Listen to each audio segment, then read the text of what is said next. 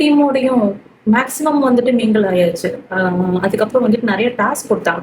அங்க வந்து எங்களுக்கு மிலிட்ரி எக்ஸ் ட்ரெயினர் ஒருத்தர் வந்துட்டு தான் எங்களுக்கு ட்ரைனிங் பண்ணாங்க.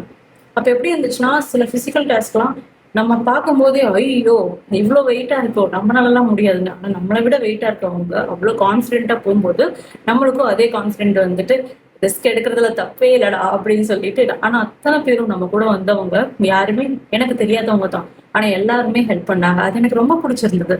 அந்த டாஸ்க் அச்சீவ் பண்ணதுக்கு அப்புறம் தான் நம்ம நெக்ஸ்ட் டாஸ்க் வந்து போக முடியும். ஸோ அந்த மாதிரி நம்ம ஒரு மிலிட்ரி மேன்ட்ட பேசுறோம் இல்லையா? ஸோ அவங்க சொல்றத வந்து நம்ம கொஞ்சம் ரெஸ்பெக்டபிளா கேட்கணும். ஸோ எல்லாருமே வந்துட்டு கியூல நிக்கிறோம். அவரு வந்துட்டு நிறைய சொல்லிட்டு இருக்காரு. ஸோ கேட்டுட்டு இருக்கோம். அப்போ வந்துட்டு எனக்கு ஒரு இன்சிடென்ட் நடந்துச்சு. ஃபன் வந்து நான் கண்டிப்பா கொண்டு வரணும். அதாவது இப்படி லைனா நின்னு அவர் சொல்றது எல்லாத்தையும் நம்ம கேட்டுட்டு இருப்போம். இங்க பக்கத்துல வேடங்கங்கள் இருக்குங்க, இது இப்படி இருக்கு, அது அப்படி இருக்கு. இங்க நிறைய வந்துட்டு சரௌண்டிங்ஸ்ல